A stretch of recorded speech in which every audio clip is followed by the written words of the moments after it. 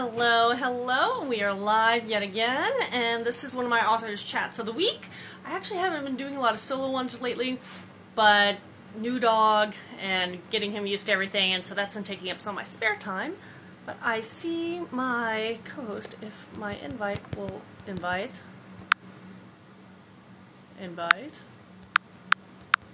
or not. Haha. Okay, it says I'm having a little spaz there. Technology. Hi.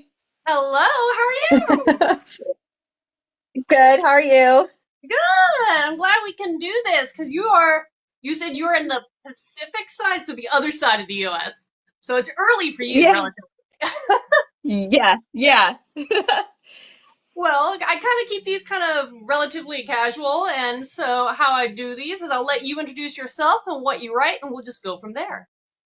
Okay. Well, I'm Arabella Federico. I like to write fantasy, sci-fi, romance kind of mashups.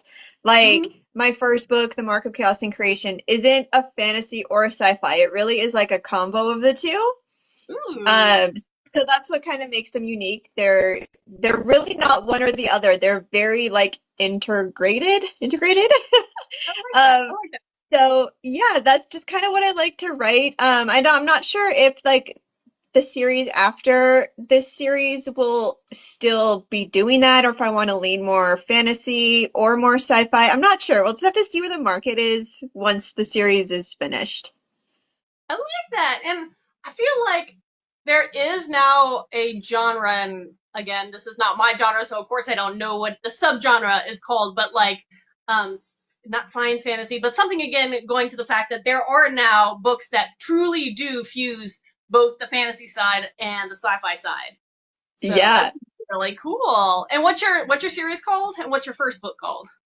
Okay, so the series is The Mark of Creation Chronicles, and then the first book is The Mark of Chaos and Creation. No, Fun. yes. Sorry, I'm Okay. dyslexic.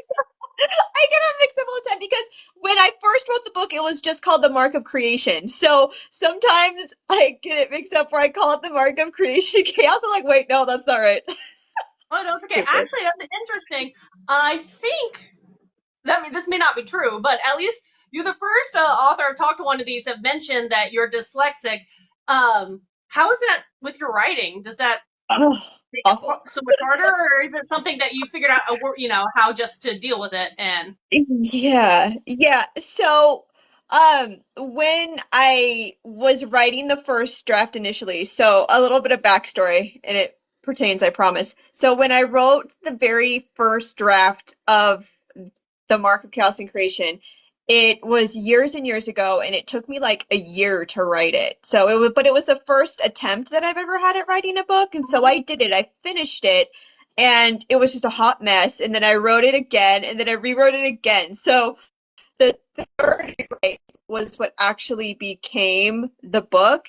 And so there was just so much that I didn't understand when it comes to like writing professionally. Like it's a whole different ballgame when you write for fun and then writing professionally. And so I had to learn a lot between the draft that I gave to like the betas and the editor and then to like get it ready to be published professionally. So I really saw a lot of my weaknesses in my dyslexia at that point, especially when it came to like tenses, like keeping things like past present tense. That one really threw me for a loop because it's just like, oh gosh.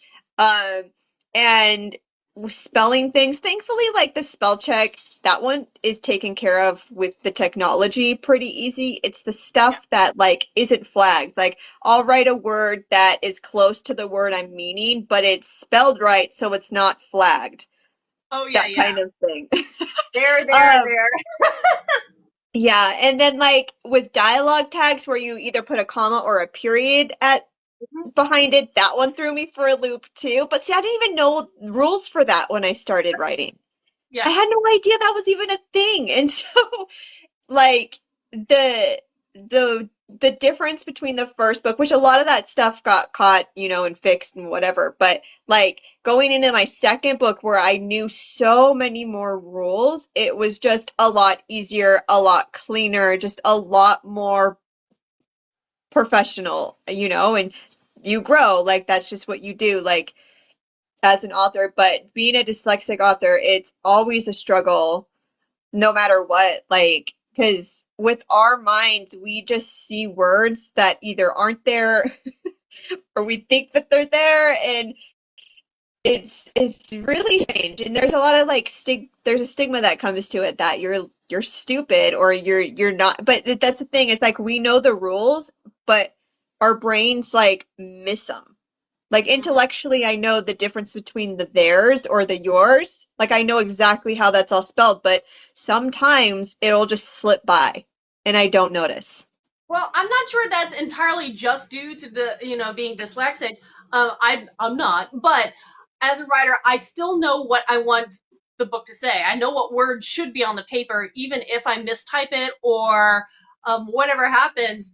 I may be looking like you were saying, like your kind of thing, but I know one should be on there, but because it's the other one, I kind of skim through it because I know what's supposed to be on there. And it's just one of those things when I'm reading fast and everything. And so I know one of my tricks is when I get to one of the final drafts, before I send it to like an editor or to betas, that's when I have to do a read through where I read aloud and really focus on, Mhm. the words on the paper versus just what my brain thinks should be on the paper because it should, but it may not be. Yeah, exactly. It's very similar to that. And I use the read aloud feature now. And that really helps catch a lot because my ears, I have found that my ears don't have the dyslexic problem. It's only when I'm reading with my eyes. Like when I'm listening, I can catch stuff that my eyes would never catch. It's very interesting. Like when I was doing my audiobook for Chaos and Creation, I caught a lot of just her mistakes, which is normal for all audiobooks. It wasn't anything that she was doing wrong, but just, regular little mistakes here and there that happens with, human error or whatever. And I was like, oh, there. And I was like, dang, I'm catching these like really good. And so now it's just like a staple for me to do the read aloud feature a lot more than I think a normal author probably would because I can catch a lot of those things. But um, yeah, I've learned a lot of grammar rules between the first and the second book. Um, it's definitely been a journey, but because I'm like not a grammar person, I'm not like a grammar Nazi. I'm not like, because when I'm reading, I just don't see that stuff. Like, I just don't see it. Of course, you want it to be super, super clean. I want my books to be as clean as they possibly can be. That's just how I want them. But that's not my strength, obviously, because of my dyslexia and all that. And so, it's something I have to really, really work at all the time to be making sure, oh, is that right? Oh, is that right? And it's just, I think, a little more work than the average person, but that doesn't mean that the work is bad in the end, if that makes sense. Well, I've also realized through the years that the more, I'm trying to always improve on the grammar and the editing aspect of my own books. So each time I send them on, they're a little, like you said, a little cleaner, a little more refined, a little more polished. And I have noticed that because I'm getting better at, it's one of those things, I didn't study English, I didn't study writing, but I'm a writer, and some of that is practice makes perfect. Some of that is you're learning along the way. You are teaching Yeah. yourself the skills you need for the craft you want to, do. And but now that I've developed some of these skills that in the beginning I didn't, I've also noticed that when I read for pleasure, I pick up more errors in books of all sorts. Traditional indie doesn't matter. There's errors that pop up, and I'm like, this is because my brain is working. It should be relaxing and having fun, but it's on work mode. It's like, ooh, there a comma should be there. Ooh, there's a I gap know. there. I do the same thing. And I'm more like that when it comes to the story overall because I feel like that's where I excel the most in is in the storytelling, story plot kind of aspect. So I can't not do that to anything that I consume, any type of media. It's sucks because I can't enjoy it. I'm always like analyzing it, which makes it like really hard for a movie or anything to catch me off guard. Like I was watching, what was I watching? Bullet Train. Have you watched that movie? I don't think I've seen that one yet, but I know what you're talking about. I know what you're talking about. With what's his face? Brad Pitt. Yep. Yeah, and so I was watching that, and it's kind of like it's so weird. It's so goofy, but it has a lot of really good like writing, storytelling elements to it. And I was watching that, and a lot of like murder mystery ones, like I know what's gonna happen because it's just like when you get like so deep into the craft like I have, because I've studied it for like almost 10 years now. So I really like go super in depth with it.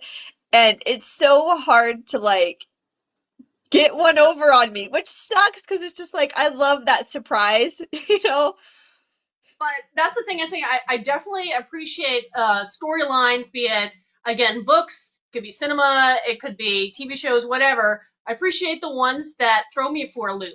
If they trick me and I'm like, oh, I didn't see that one coming for a little bit, that's when I'm like, yes, okay, I like that. I did not see that one, and my brain's always like, what's gonna happen next? And Yeah, when you actually me do too. surprise me, I'm like, ooh, very good, very good. Applause.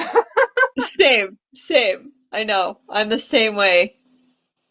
So Few what and far inspired? between though.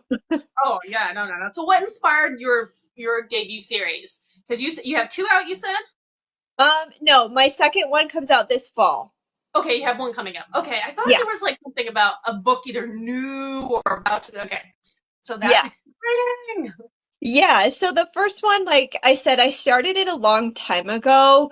Um, it sort of has like a spiritual, like metaphysical twist to it, like think past lives reincarnation type of thing, not like religion or Christian Yeah. thing, more like woohoo, I like to call it.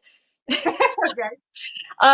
And it's because I kind of got into that personally Mm-hmm. after, like a really hard time in my life. I kind of got into spirituality and I always wanted to write. I always had like this very deep like call to write and call for stories. Like when I was in seventh grade, Lord of the Rings had just come out and the Tobey Maguire Spider-Man and the first X-Men, those type of like superhero movies just started coming out and I would write fan fiction, as a kid, and my English teacher like really nurtured my writing and nurtured me. And if it wasn't for him, I wouldn't have been a writer. So there was kind of all these little steps along the way. And then I think I was about 26-ish. I had finished beauty school and I was working professionally as a makeup artist for I think a year or two. And I was just like, man, I just want to write again. And so kind of using the spiritual stuff that I was into at the time and my love for fantasy and for sci-fi and superheroes, it just kind of all came together. Sailor Moon is a big Oh, I fun. guess comp title for this book too. It's Mhm. very much like that. If you've seen Arcane on Yeah, Netflix, it's a yeah. little bit like that too, a little bit like the Avengers. So it's got a lot of this like fantasy, superhero, sci-fi influence to it, plus the metaphysical angle that I feel like is really unique. Not a lot of people do that. Um, and so that's really what inspired it. I mean, it really evolved. Like what the book is now is not the idea of what I had when I first started writing it, Okay, but like okay. I was watching another booktuber. I think she's big on YouTube, Alexa Dunn, and she was Hmm. talking about how like a lot of writers they start their book and they have an idea of what they want it to be, and then once it's done, it doesn't meet that expectation. And I felt really weird because that was like the opposite of what happened to me. Like the book finished better, way better than I thought it, than what I had in my mind. I don't know how. Um, So I don't know if that's like just a one-time thing. I feel like book two has been better as well. I Hmm. probably credit that more to my editors though than to me because they're really good. My developmental editor is really good. So maybe that could be why. I don't know. I'm not sure. I just saw that today and I was like, that's so weird. That is not that's just hasn't been my experience. But I don't No, know. I was gonna say that hasn't really been my experience either, but I do know that there's always a point in the writing process where I'm trying to wrap up all my ideas, and I kind of toward the end of, especially some of my longer books, that I question myself. I'm like, is this gonna make sense? Is this Yes. all fluid, or should I have like pulled them off into like different storylines entirely? And it's usually the when I'm like a little panicky, I put the book away because I wrote I'm publishing two series simultaneously, so I always have a stage where I put the book to bed for a little bit, and then when I do my first read throughs after doing that, I usually always feel a lot better because I'm like, oh, okay, it actually does, it is working, it makes so much sense, okay, because but there is a little bit of self doubt in the writing process. Thankfully, that usually is not there towards the end.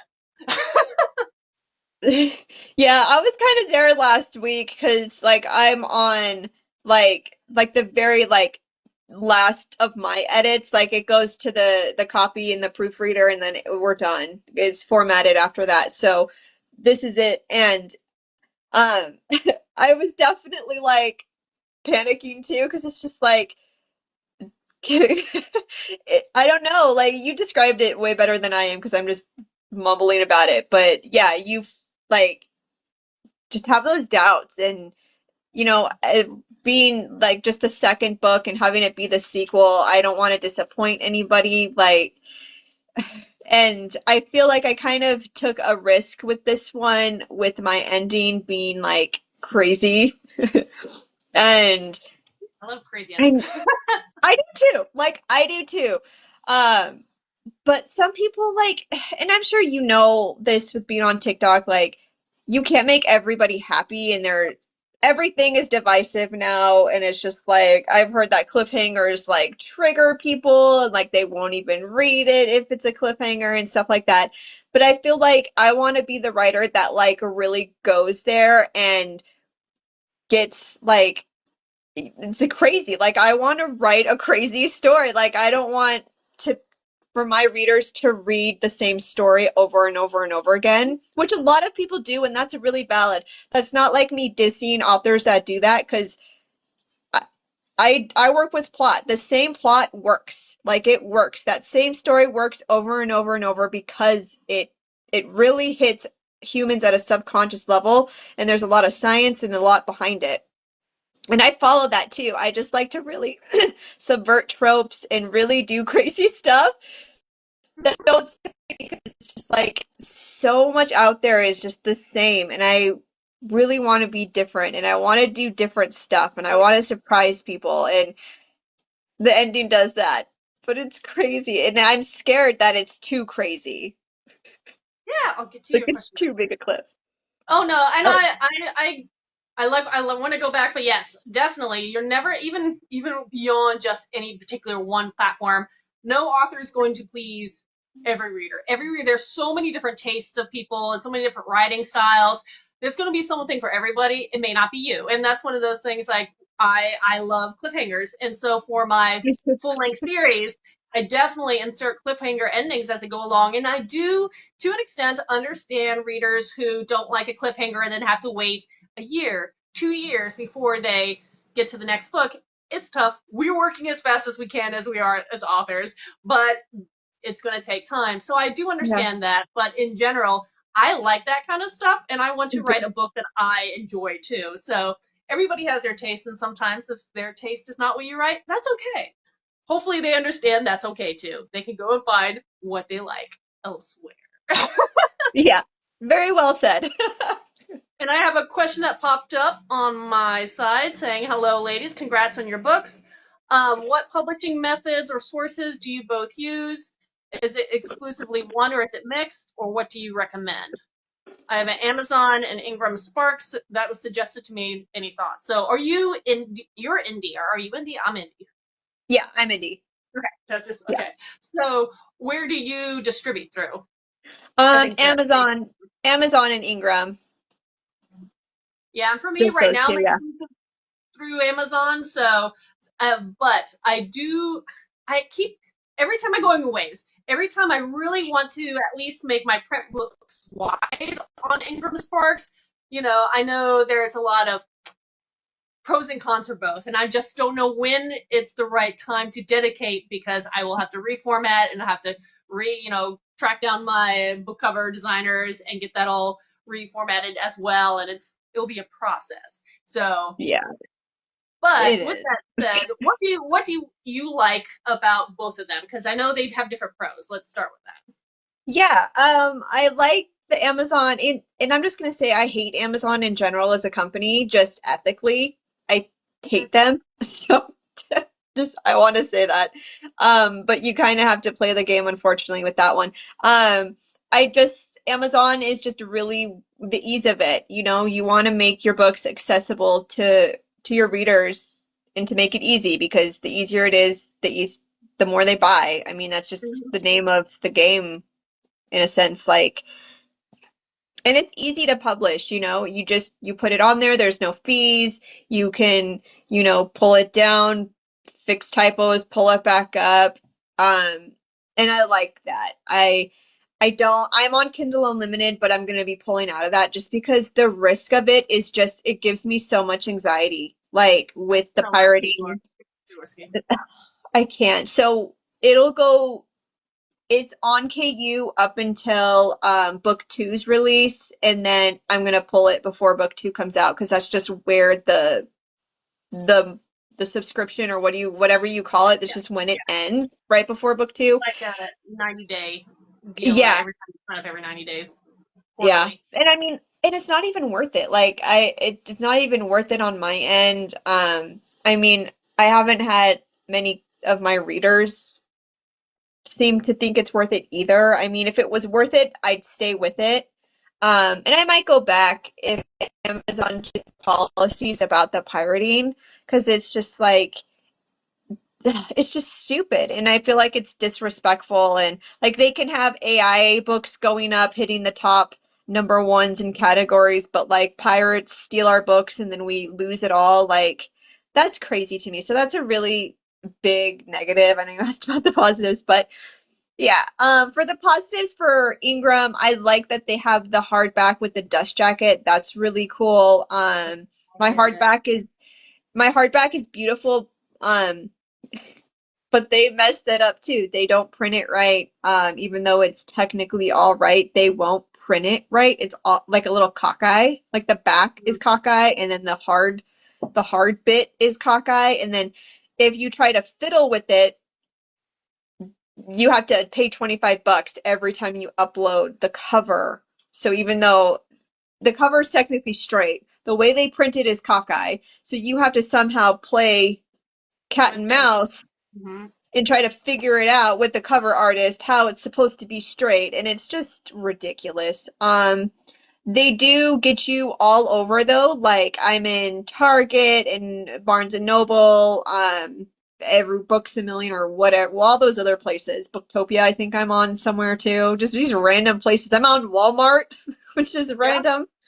Um, so Um, that's really cool that it's pretty wide, but all that stuff is just online. Like I'm not gonna stroll into my local Target and see it there. Maybe in the so future, what but I have heard, especially for Barnes and Noble, for people with Ingram Spark, is I think I'm trying to remember which author was mentioning it, but there's like a local author program that a lot of, not all, but a lot of the Barnes and Noble stores, physical brick and mortar stores, will do that. If you're local and you're like, hey, I'm on Ingram Spark, I do, all that stuff. You can find me on your online catalog. Can you put some of the books on the shelves? And that's one way you can physically get your books into some brick and mortar stores. But you have to go through Ingram Sparks for that, and I'm not there yet. So that's one of the temptations. It would be kind of cool. yeah, it is. And I did that, and it is really cool. Like I had a signing there, and it went so good. Like all the employees there were just like so excited. They said they've never seen an author sell as good and as fast as I did. And so it was really fun. But just be mindful though, if that's something you want to do, when you set it up, you have to have it at a 55% wholesale discount, and you have to have the returnables either set to on and back to you or on and destroy and field. Because if none of those are there, they won't stock your book, period. So just Yeah. keep that in mind. Yeah, because what they don't want to do is start ordering and then no one buying your stuff, and then why, what do they do? I mean, that's one of the things, is that's why they like working with some of the big publishing houses, is because they do allow that. But so yes, and sorry, say that again. Yes, one of the things, if you want to get your books in physical brick and mortar stores through Ingram Sparks, you have to approve. What did you call it? What was the button? You said Um, returns are okay, yeah, which so means you want it Yeah, don't. I'll Sorry, yeah, explain it again. yeah. So when no, it's okay. So when you set up your book on Ingram Spark, you're given a lot of options for what happens to your book, and also like how much like the Barnes and Noble has to pay when buying your book. So let's say you have your hardcover up for $30, and then you get to decide what percentage discount the brick and mortar stores get when buying. So Barnes and Noble, for example, and most of their brick and mortar won't even buy the book and have it in their store unless it's at a 55 or above percent discount. Meaning, if it's $30, they get to buy it for like 14 and change or whatever. I'm not a math person, so I don't know. Um, so that's one of them. And then in addition to that, you need to have it to be, your books need to be returnable. So there's one of two ways your book can be returned. They either send it back to you, but you have to pay the shipping for that, and that can be disastrous and very expensive, especially like if someone orders your book out of your country or something. Like if you live in the US and they order it in Canada, they're going to charge you to ship it back to you at that international shipping charge. Like it's crazy. So that's an option, or you can have it be returnable and destroy in field, which means they rip the cover off and they burn it, or they just throw it in the garbage, unfortunately. But And they it's get their because, money back. yeah, it's We because don't. they have limited retail space and they only want products that can turn. And so there's like the downside why a lot of people do avoid that process. On the plus side, it does give you a lot of exposure to a huge group of people that may not have seen you otherwise, because there are a lot of people who won't go through Zon or something like that. So again, everything, it's a game. It's all a game. You have to figure out It how to is. play it the best of your abilities. And so right now, I'm just exclusive through Amazon and through KU. Now, for me, KU was my bread and butter for a long time there. That was where the majority of my sales came from, was through KU Read. But that has been tapering down, so I haven't made the jump. But I also, if I did, I think my philosophy would be maybe to take down my full series, because I Hmm. have some that are part ways through publishing, and I don't want to jilt anybody who's read the first couple and then I take it out and then not being able to. So there are lots of things to That's think true. about. Yeah, and it's hard. You have to That's decide true. what's best for you as the author in the long term. But yeah, Hmm. both have pros and cons. Amazon does pay a better percentage, especially if you're exclusive to them. Um, so that's why a lot of people are tempted to be to go through them or be exclusive through them, because you do get a better payout in the end. And again, it's a game. It You is. can learn how to play, and you're always adjusting. Never Yeah, I know. It's a lot. Like there's so much to it that it's very overwhelming. Like stop. just do it all by yourself, like without a publisher, and it's crazy. Like I never thought it would be this complicated, or have these many all this stuff. There's just so much to it. Like you can't even explain it to like normal people. Like you can't. Like you have to It be in takes it a to lot of get it. It does take a lot of time, and that's one of the things why I think, and I've said this multiple times, why my progress as an author was very slow, because back in my day, no, years ago when I started, I didn't either have the resources that are available now because they didn't exist, or wasn't aware of them until way late in the game. So I'm Mhm. still trying to scramble to, pair with other people who have been publishing since I've been around as well. But it's one of the wonderful things about the people who are trying to get into especially indie publishing right now. There are so many resources on this platform. There are so many great book talkers that just share their experiences and can help guide people. And wish I had that back then. It's been a moment, but Yeah, and that is a really good point. Like there are so many resources like on the internet now. I couldn't imagine doing it without. that, so like props because I wouldn't know how to figure it out. Like, because I know when I released last year, last September, I was so afraid of just messing it up. Like, I was just like, oh my gosh, I'm gonna do something wrong, or because you Mhm. hear horror stories about like people getting their books and their fonts like this big or something, or like Yeah, that happened to somebody and recently. All her books were teeny tiny, or like I will get these like the sample ones always before. I can't think of the term right now because my brain's dead right now. But always check to see yes, the proof copies. I will proof, pay yeah. for them because I must see Mhm. what they look like and if I can catch anything. Me too. That's funny. Oh man. Yeah, no, I mean, there is a lot to learn, and it's just impressive how many people can figure it out through, maybe you're stumbling along the way, or maybe you're being, helped along the way. But everything from cover design and what do you do, how do you find the people? Like for you, you use multiple editors. You said the developmental, and I don't know what your other editor is because there's a bunch of different categories for editors. But like, where did you end up finding and being connected to those people? Yeah, so I've had the same dev editor for book one and book two. So I found her on Readsy. But the Okay. thing with Readsy is they're a higher price point. Hmm.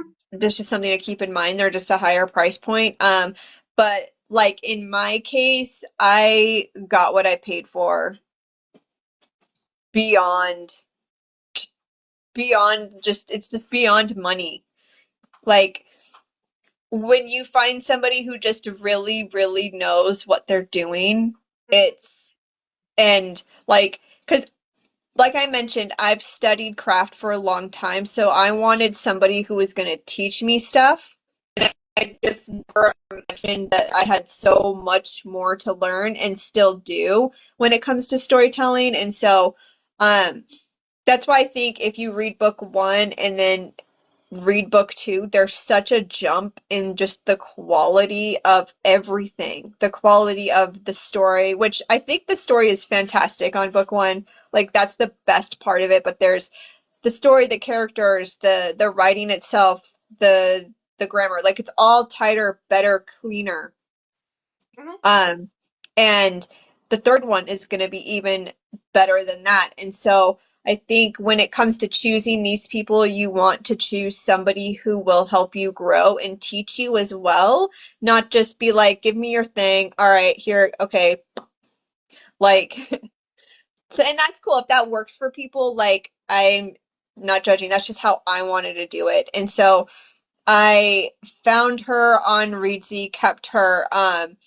My other, we'll just call them line editors, because like you said, there's a big term for all the little things they do. Basically, like the line by line grammar, sentence level stuff.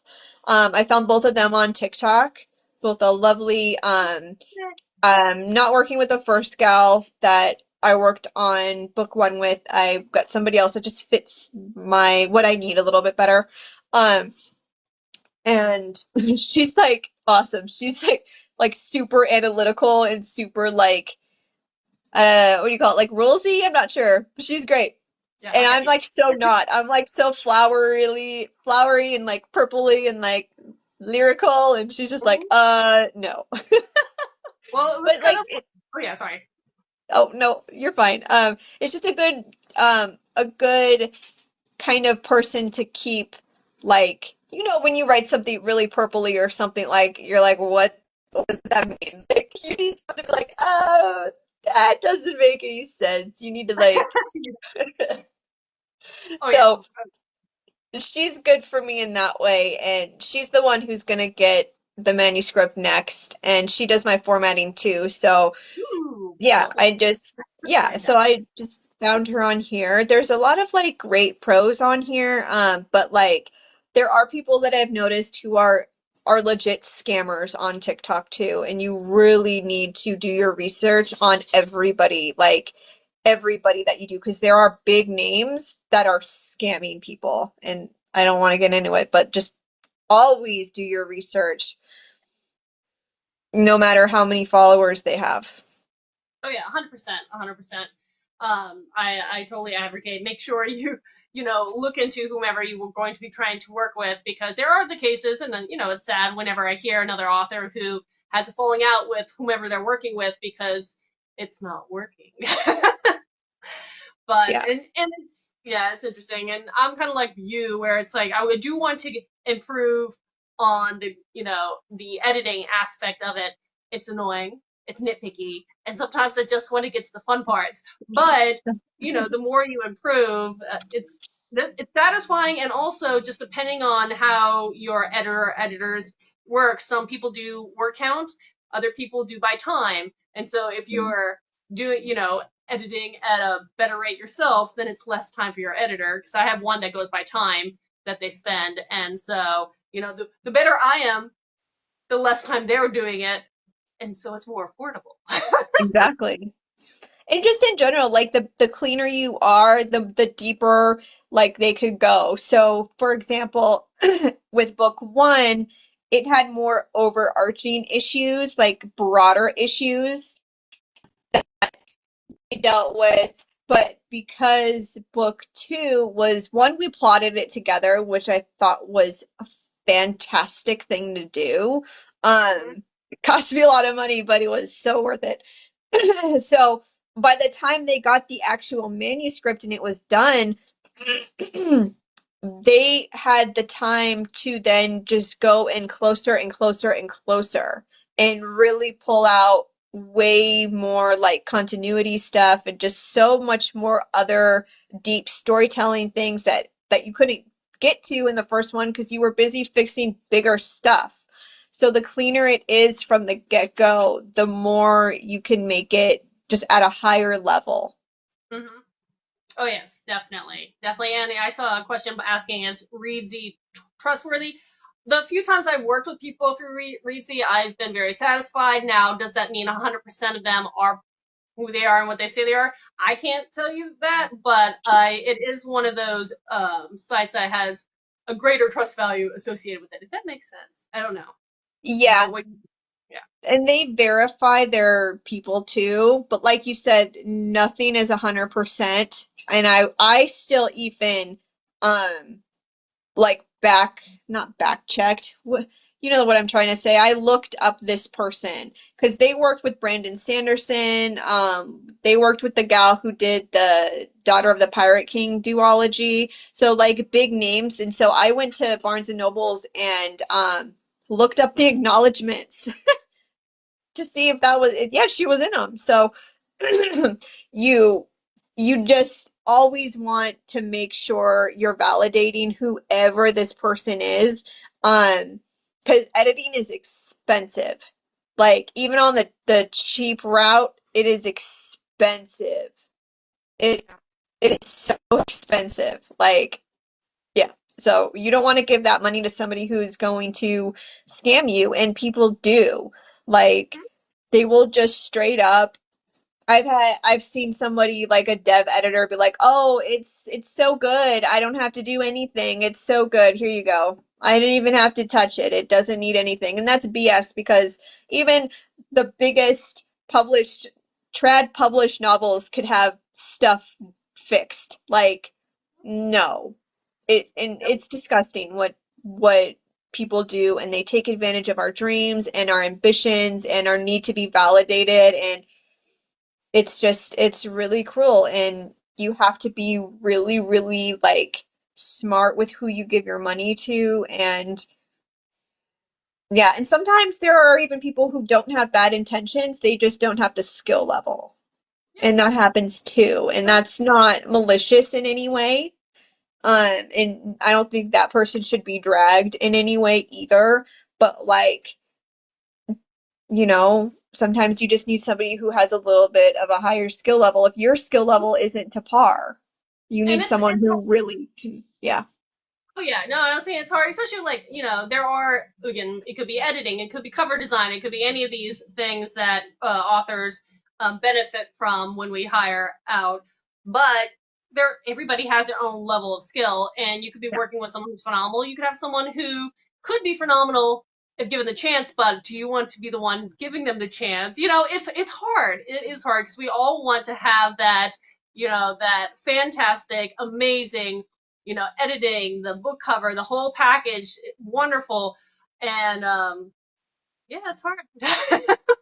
It is. And and I've had both experiences. Like I had an instance with somebody where I took a chance, didn't really work out, but then with somebody else, I took a chance on them and it was amazing. Like an amazing experience. She is just fantastic in what she does. And it's you just risk it with those newer people who don't have their foot in the door, but they are a little more financially like accessible. And Mhm. so when you go that route, like if money is really a thing for you and you're thinking, okay, well, someone's just getting their foot in the door, I want to give them a chance, they're more affordable, you kind of take on that risk. Um, and like for me, it paid off once, it didn't pay off another time. And you learn and just move on. Just fix it if you can. Oh yeah. And I mean, again, I think everybody goes through stages and learn. We want. Actually, yeah, I can only speak for me. I want everybody to have like that fantastic career where it's like everything works wonderfully. Is that reality? Probably not. But we want the best for each other. I feel like more often than not on this like platform and with the bookish community. And I hope everything goes well for people. But I know, let me me too. yeah, let me ask you. Okay, so you have your second book coming out this fall. Is this supposed to be? Hello. Is this supposed to be a long series or a duology, or where's your head at for this particular series for your books? And do you have your books to show your covers Yeah, around I have the first one. The second one is not in physical form yet, but I Okay, yeah, have the I didn't know if you had like the proof. I know they usually have like the little sticker on it or whatever saying it's proof, but yeah, yeah. I like book covers, and I know it's Um, probably going to be revert or backwards. okay, so this is the paperback. Ooh, I love that. Yeah, it's Love the really art. it's really pretty. Not too thick though. I think very Mhm. average. She's 144, and then this is the special edition hardcover. I like. Yeah, so pretty.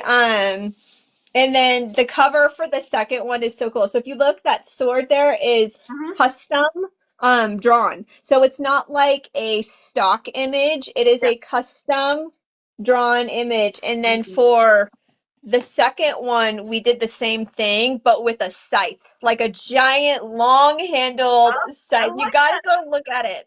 It's so cool. It's on my TikTok. It's on my Instagram. It is the coolest freaking thing in the world. Like, if I could ever have these weapons in real life, because fun fact, I collect swords. I have swords, blades, scythes, bow and arrows. I've collected them since I was a kid. And Like I have so them all in within reach, so you have to be I careful. love it. Yes. Yeah, they're all adorning my walls, and the Me collection too. keeps growing. So Me I understand. too. Yeah, so if I ever get rich off of these books or something, and if I could like make these real, I will. Like I will spend, I don't care how much money to make them real, especially that scythe. It is so freaking cool. And what's cool about it is that the weapons in the book are connected specifically to the character's magic. So they're like together. So for example, like my main character, Kara, she has antimatter magic, and then the magic is connected specifically with this sword. So they're integrated together. I It's love cool. that. Okay, well, that Um, actually goes to the question I have from Brian. Was asking. He just jumped on a moment ago and was asking. Um, so what are the books about? He wants to know what your book's about and where can he find them. Anyways, sure. So, to answer your question from earlier, this is a planned trilogy. So there's going to be three. There might be a prequel depending on where the market is or how good the series does. So the only one that's out right now is The Mark of Chaos and Creation, which is this one. You can get it in all formats on Amazon, Audible too, but the ebook and the audio are exclusive to Amazon. And the ebook is on Kindle Unlimited for now, and then it's in the paperback and the hardback, and you can get those anywhere. Just be aware when you're searching. on Amazon and you type it in, the hardcover is in a different listing than the other three. The audio, the paperback, and the ebook are together in one listing, and the hardcover is off on its own. I don't know why. I can't fix it. They won't It's fix it. probably the metadata. They almost did that to me for one of mine, and I put a stink because I was just like, it was an error on my side, but it was just like the slightest thing, and I was like, you seriously cannot link my books, and so they did roundabout ways, but I understand. Brian was asking, can you find them through Books a Million? Do you know if I that's one of them? I believe they're on Books a Million, and if you did want a signed copy, I have them. You can like DM me or whatever, and I could ship you a signed one. I have the paperback and the hardbacks to to ship, and yeah, I can send them to you. So either way, Yeah, and for me, to summarize all these like little blurbs in the back or just a few of my books, I do epic fantasy, young adult, new adult, adult, dark Viking fantasy, grimdark level, ooh, noble bright, portal fantasy, adventure, magical multiverse, and in between is a war-based animal shifter series. So I do a mm, little bit of a smattering, and exclusive through Amazon on hardcover, paperback, and pretty much everything. Ebook, Kindle Unlimited, and audiobooks of the few that I'm finally converted. If you like signed copies, I route them through Etsy right now through my link. Uh, also, we'll soon develop a bookshop, but we'll get into that at another time. But actually, going back, because before I forget, I'm trying not to forget. I want to make sure I answer questions, but I also have a question for you or an idea for you. I don't know. I have friends who are cosplayers, and so the world of cosplay is so foreign to me, but very interesting to me. Oh, there you go. So they have 3D printers where they come out and print some of their weapons. And I was like, that's what you should do is get someone to design your model into a 3D printout. And I know it would be money to, the material, but you could probably have your weapons 3D printed for it and you could oh, customize your own character. Just saying, throwing it oh out my there. Or it God, could be an uber gift for some giant, phenomenal book buff. Who knows? But there's an idea for you. that's cool. That's sick. Like that's such a great idea. I don't know why I never even thought of that. That's Thank you. so cool. And Brian says it's much cheaper than you think. Okay, I just know one person someone who I knew was cosplaying one of the characters, as we mentioned, Arcane earlier, and the giant gun that flips all different ways, and it Yeah. actually did it. But it took three 3D printers. I forgot like 2 weeks to constantly print. I don't know how much plastic was in this thing to make it to be functioning parts. Anywho, that's all I know about the 3D printing, and that was like, whoa. Cool. That's amazing. Like, I wouldn't even know how to design that. Like, how do you even like figure that out? That's hmm cool. That's why I was like, I don't know. Again, I've not done it for any of my weapons for my books, but my first debut book has a very interesting one, like very unique one. And I've always wanted to have it kind of like 3D printed.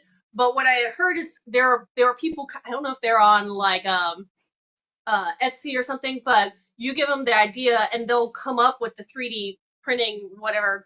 I don't know what it is program printout, and then you use it into the 3D printers wherever you can find one. Where good luck, I don't know, but He's they would somewhere. design Someone has one. to have one. They would Cool. design one for That's you. awesome. No, that's a Yeah, great idea. Thank you for telling me. I'm gonna look into that because that's cool.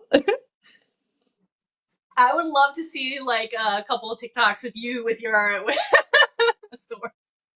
And I will make it because I'm actually super short. I'm not even 5 feet tall. So in the book, the scythe is like is tall as me. So I could just like see myself making like a giant like long-handled scythe that's like taller than me because I have a replica of Aragorn's sword from Lord of the Rings when they put it back together, and it's I believe it's just like to like here on me. Wow. It is massive. So just funny I see stuff. Derek Bourne says hi. I don't know who sees what on these so sometimes. So you have a hello from a fellow author. Hi. But yeah, no, I was gonna say I think for a scythe you could probably get away with just printing out the metal and then getting some kind of long dowel from like Home Depot Yeah. and yeah, just paint it or whatever. Yep. There you go. Cool. Halloween. Halloween's coming. That's Who knew? amazing. I love it so much.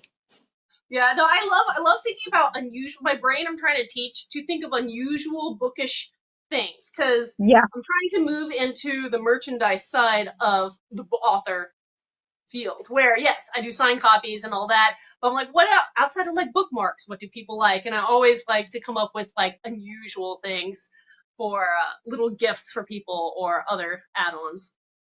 Yeah, I had to do that because I'm doing just a couple, like 5 PR boxes for book two's release. Um, so, because I didn't want to just put like tea or like chocolate in there. Like, I really wanted it to be special. And I swear, every week I'm finding something. I'm like, oh, that would be good, or oh, that would be great. And it's just like at this point, thing's gonna be stuffed full of stuff. But Book um, boxes are a thing. People love book boxes. I realized that I got so many ARC readers because the way that I did it, if this is, I don't know how you do it, but this worked really well for me, is that oh, hi MK, hi, I love you. Um, how I went about getting my ARC readers this time is I said, okay, ARC readers, you want to be an ARC reader? There are a couple limited PR boxes available. Sign up, and then I'm gonna randomly pick whoever gets it. And that got a lot of signups, like triple what I got for the first book. But I also contribute that to there being spice in the second book, which there was none in the first book. And I think that also helped. That lure a huge crowd from this platform. Yeah, I caved. So there's spice in the second book, which is so funny because I have to tell you this story. I won't say any of the words. But there's some I actually think I could say in live, but I got How to Write Spice like educational book, Hey, that's cool. and Of course one exists. I should have known. yeah, I guess a lot exists, and I ended up picking one by the gal who did Outlander. Oh, So I guess I've never read the books, but I guess she knows her shit. And so, but in the book, she has a giant list in alphabetical order of what to call like the male member and the female areas. And it is the funniest, the most dude, hilarious list you will ever read got in it. your Now I have life. to like look up this book. I'm not a spicy writer, but it would still be just entertaining. You never know where the future will go, but it would be kind of entertaining just. I can send it to you because it's just so funny. It's so funny. And I Yeah. was talking to my sister the other day and I was telling her of a word that I left in that my mom wanted me to take out.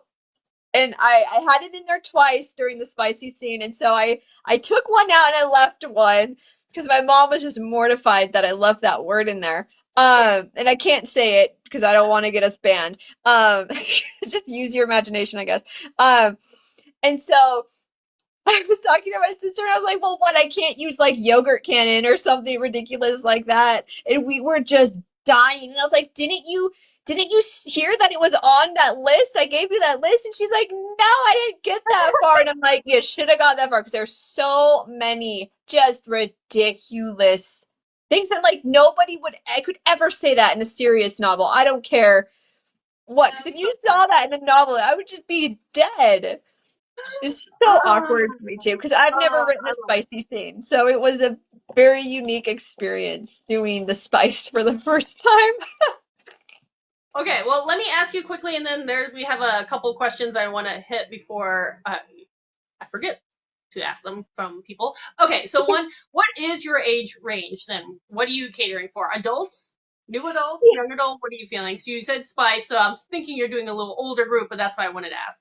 Yeah, definitely fair question. So the first book, this one is like labeled or categorized as YA, but it's very upper YA. It doesn't really read like a YA. It has minor cussing, but it reads very adult. It has adult subjects, pretty dark. I would sell this for someone 14 and up. And then the second one, it just kind of naturally progresses, more cussing. There's one spicy scene, and it's still not super explicit. Um, and then in the third book would be, it's going to be even more spicy. The violence, I'd say, is about the same from book one and two, probably to three. So I'd still say for the second and third book, like, I really think a 14-year-old would be fine with it, given what kids are exposed to nowadays.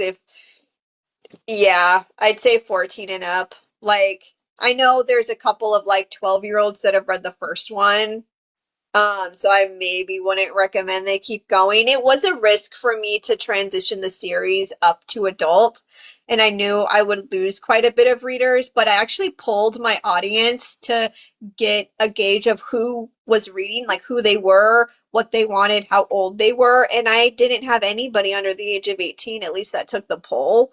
Um, so I don't think I'm going to lose too many. If anything, I've gained way more because of the spice than I did adding it.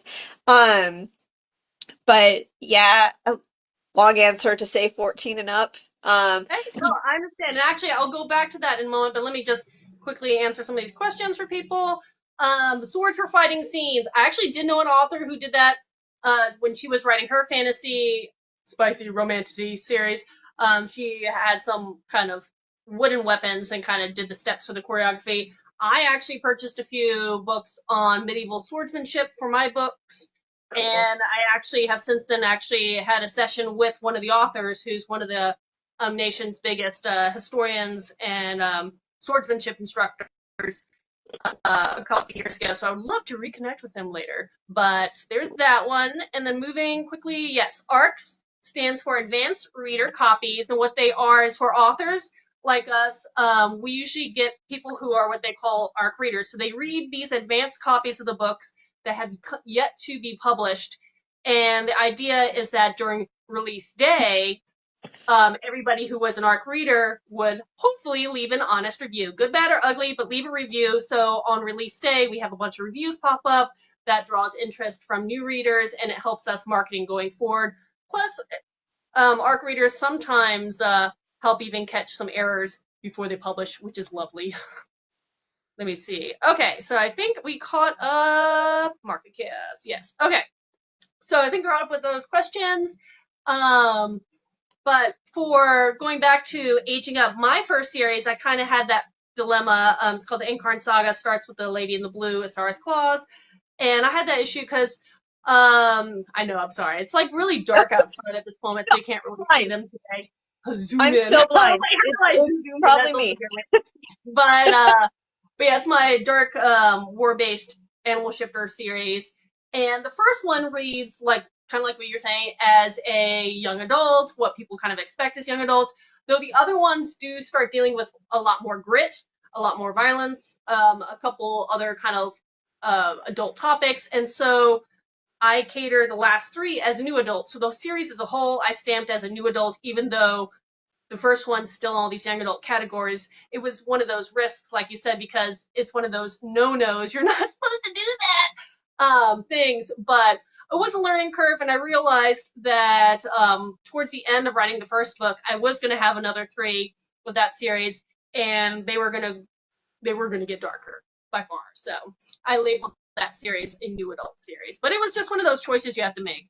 And Yeah, and you said for you it worked out pretty well because you're gaining new hopefully. followers. Yeah, gaining new followers. At least you said interest in ARC readers, so that's kind of Yeah. exciting. And hopefully your release will do just as fantastic.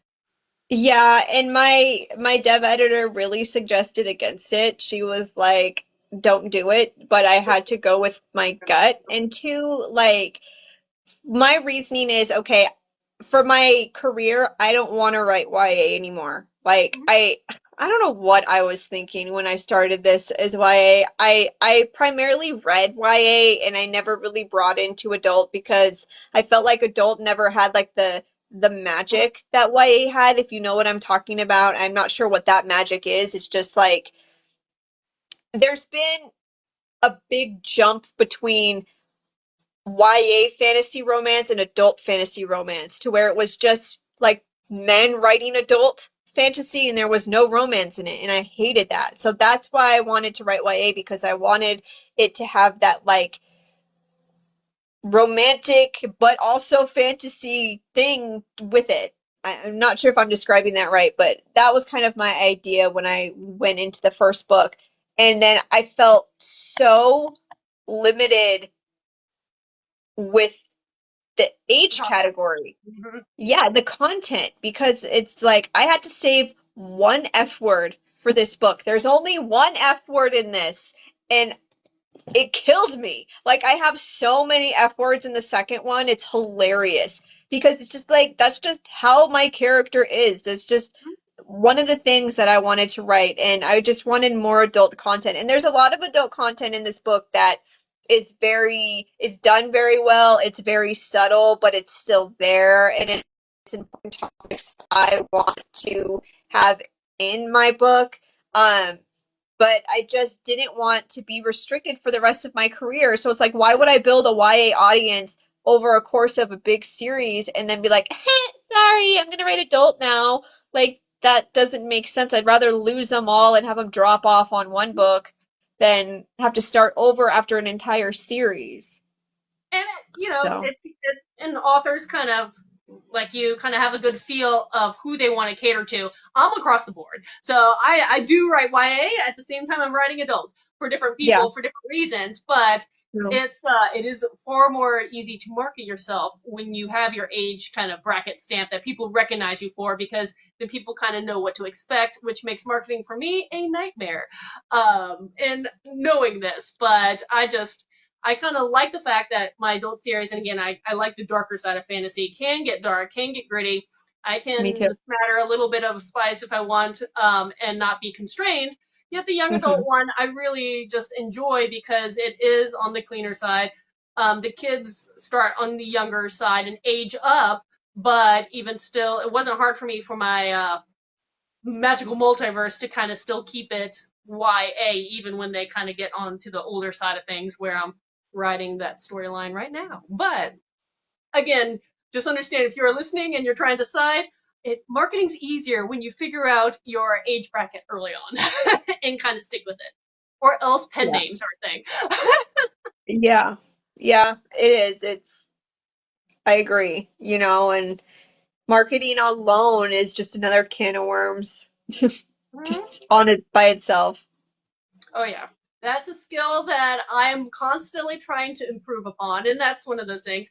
I think as an author, you should always try to get better. Whatever aspect you're Yeah. doing, marketing, advertising, writing, as you were mentioning earlier, your first book, you love the storyline. The second book, you love even more. And you want to keep progressing better and better. That's the idea. My first book, I love the storyline. The second one definitely got better, the third and fourth. And looking backwards, if I had to pick the weakest book, it should be my first book I've written because it was my first book. Yeah, Ready. I agree. That doesn't make it a bad book. It's just the first book. Exactly. I agree. Same with mine. You just learn when you do it. Because, like I said, like my first attempt was the one that got published. It was rewritten 3 times, but it's still like the first attempt. But I couldn't even tell you how laughable that very, very first draft was. Okay. It's okay. God. But I don't know if this happens to you. This could just be my brain, but like I couldn't even tell you what was in that first draft. Like every time I did a rewrite, the book just rewrote itself in my brain and I forgot. That's okay. That's okay. Like I did just like my brain can't hold it in there like because if it's the same story, right? Like it literally gets rewritten in my head as it gets rewritten on the page. I'm just like, I don't know what was in it. I don't know.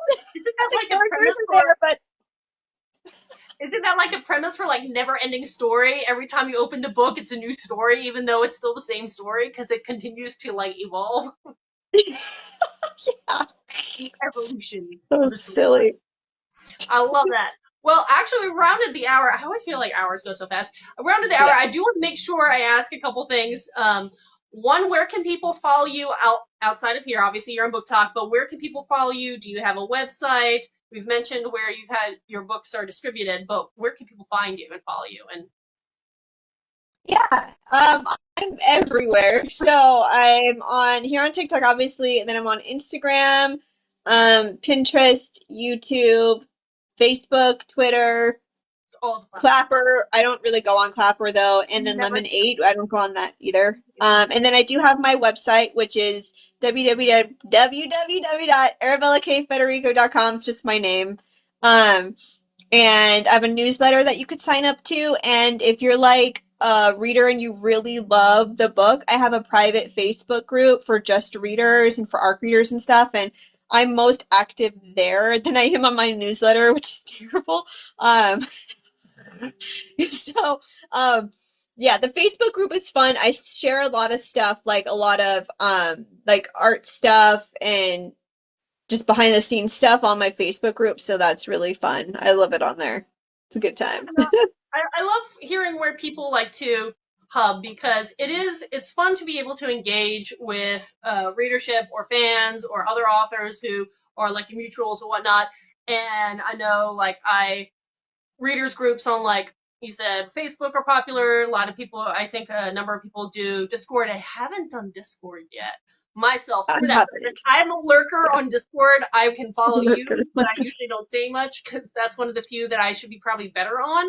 But yeah, definitely that's why I like to ask and find where people can follow you Of and course. find you and all that kind of I love stuff. it. And then of course my other big question is there anything you want to talk about, topics Hmm. that we had not covered that you would like to cover, or any questions that you personally had that didn't get a chance to ask because this is your time. Sure. Okay, so like I kind of described to you before, my age category. So I write the book primarily for like young women, Mhm. but I've been finding, and I was just at a Comic-Con, my very first like event, last month, and a ton of old white dudes loved this book. Like, and I'm weirded out, not weirded out by it. I think it's amazing. It's just not my target audience, but a lot of just like older gentlemen, like in their 60s and above, Caucasian cis men, just love it. And I even had one come in and he had the book. He wanted me to sign it. He had read it. He knew who I was. I'm just like, who are you? I've never heard of you before. Love you. I'll sign it. He loved it. And have you found that happened to you before? Like you find this weird group of people that like you didn't write the book for, but they read it and they love it and it doesn't make any sense? Because it's I not don't know if I found a like that. I don't understand. I I think try it's to keep my, amazing. I my just See, I think I'm the opposite. I want to write books that anybody, well, as long as it's age appropriate, all that kind of stuff, obviously, sure. but can approach and enjoy. And but I think the thing for me is I find, at least superficially, more often than not, when people see that I'm a female author, they're assuming I'm writing romantasy, and that's not the case for me. So I'm like, please don't judge me. Judge. So that's my thing. Is I think it's off the bat the other way, but that is fantastic. That's what you actually want, is to be able to reach wider audiences than even you expected. So that's great. Yeah, no, it's definitely a good thing. Not complaining. I just found my sister and I just found it very peculiar that Mm-hmm. we were hitting that demographic so hard. Yeah. Which is I mean, that's great. I think, a good story translates no matter what, Mm-hmm. like it doesn't matter who the main character is, like even if it is a female main character, I think the story and how it's done and how it's written, I think it really translates to whoever. I just found it just perplexing. It was just a very odd demographic, like the last demographic I would think would be interested. So I just didn't know if that was common or like how your book evolves over time. I wonder also if Yeah. I have not done, obviously, I have not done covers that are, what do you call them? Your style covers, where it's like, is it item focused or object focused covers? And I wonder if Yeah. that's because, I wonder if that's a little more neutral, approachable for a wider range versus some other ones. So I don't know. I was just curious. Like, I wonder why. Very true. And because like they're weapons too, that's more of Mhm. a male thing as well. So that could be it too. I could definitely see like men probably don't want like a frilly lady on their covers either, just but yeah, like MK said down at the bottom, like the story resonates universally. That's gotta be it. I just didn't expect it, I guess. And it's so interesting when you find, like when I did that polling for my audience before I decided to switch to more adult and more spice, like to see who was reading, and there was a lot of people who like want to read but haven't read. A lot of my new ARC readers for book two have never read the first one, which I thought was interesting too. So it's just I don't know, like it's the first book that I've done, so I had these expectations of like who would read it and how and when, and Mhm. it's just different. It's different. I don't know. I don't know if I have a point to what I'm saying. I just found it strange. Well, like I said, I think it's always great to reach a wider audience and a bigger demographic than you expected. One of the things that I found, because you mentioned earlier some books that helped you with your writing processes, one of the ones marketing wise I thought was really fascinating and it's also applicable then backpedaling into the writing process was, I think the title is like Seven Figure Fiction. And albeit the Jeez. author of this one is a spicy author, and she says like a lot of her examples for the points she's making are on that side of things because that's what she knows. But what was interesting was the concept of writing your book blurb, because that's one of the big pitches for your book, and Yes. saying, approach it by pulling out some of these greater, or what she calls universal themes, things that people can approach of all sorts and find some relatability in the book. They may not be your main plot lines, but they could be other things. For instance, if you have a sibling rivalry, someone out there that has like maybe a little strife with their sibling. If you have a character that is a mom and she's just trying to be a mom, or stay at home dad, those are relatable for people, even if that may not mean that much in your storyline. If somehow you can weave those concepts into your blurb, you'll attract a new audience that may not be, your who you're gunning for, but they could still all of a sudden you're reaching a whole new demographic of readers. So I don't know. I thought that was interesting. No, I've read that book and it is probably one of the best books on marketing. Yeah, no, I completely agree. And I actually redid my blurb. I want to get the blurb on the back changed to the new one that I have because this was the first one that I did before I read that book. And I switched the book blurb after read that book. Rewrote the blurb, put the new one out everywhere, and I felt like it worked better. Ah, fantastic. Yeah, and that's a great thing. Again, one of those perks of being indie, you can go back and tweak things and improve things or Yeah. test things out. Because I have tested a couple of different rounds of my blurb for my first book. It, I consider that my testing book anyway, just because I was Mhm. learning the whole process, and I'm still learning things with it along the way. But one of those is, how do you adjust the blurbs to be that much better, more relatable, more appealing. Because just because you want it to sound or say certain things, it may actually do better and function better if it's worded differently. Oh, Yeah, no, totally. And yeah, having those universal truths or whatever she called it in there, really does work. And it works on me when I'm reading a blurb too. Like it really does. oh yeah. Yeah. Oh, and Keith, just to let you know, Chaos and Creation is going to be on sale for $1.99, the ebook anyway. If you wanted to snag it for $1.99, it's going to be on sale on the 14th through the 17th. We're doing a big thing on Instagram. A bunch of indie authors and I. It's called the Indie Author Book Extravaganza or something like that. But anyway, Chaos and Creation's on that list. So if you wanted to snag the ebook for super cheap, do it then. I love that. Fantastic. Oh, thumbs up. Love it. Well, Cool. thank you for coming out and chatting with me today. I think it's getting towards your evening since you're a few hours a little in Well, the thank you for future. having me. How do we do this? How does I always want to like flip it in my head. But thank you for coming out and hanging out. And if you ever want to do this again, especially after the rest of the second one, I plan them weekly, and it's kind of like this. We just sit back and talk. I'd love to. I had a blast. Thank you for having me. Yeah, it was great. The hour flew by, so Yes, That's always a I good always sign. like that. And think about it. Think about this 3D printing I know it your will. own item, your own weaponry based off your books, and I need I'm it. just saying, I would think this is super cool. I know. I need it. I need it all right now. I love it. So, Okay, well, I will talk to you soon. It's getting late for me, and I think I need to walk my dog. But until next same. time, thank you for coming out. Thank you for everybody who's been chiming in, and happy reading. Bye. Bye, MK. Bye.